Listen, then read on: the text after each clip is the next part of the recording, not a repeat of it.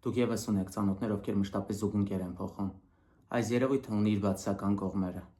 Մշտապես կարճատև հարաբերությունների մեջ մտնելով մարդը սովորում է կարճատև հարաբերությունների, այսինքն այլ ջերմ հուզական կապի մեջ չի մտնում, որը որ իրականում կարող էր բավարարել նրա մտերմության պահանջը, հոգատարություն տալ եւ ստանալու պահանջմունքը, ընտանիք կառուցելը։ Այս դեպքում այդ սցենարը սովորելով մարդը մշտապես կարճատև հարաբերությունների մեջ է մտնում։ Ու եթե դուք մարդու մոտ 11-րդն եք,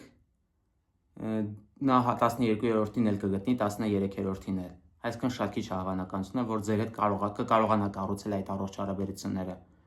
Հավանականությունը ավելի շատ մեծ է, որ նա կփոխի ձեզ ուրիշով։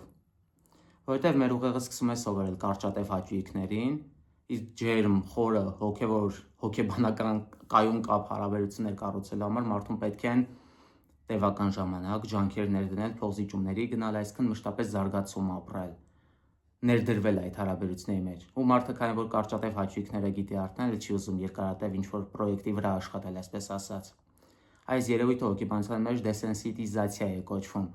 որը որ կարելի է հաղթահարել, եթե հոգեթերապիայի հաճախեք։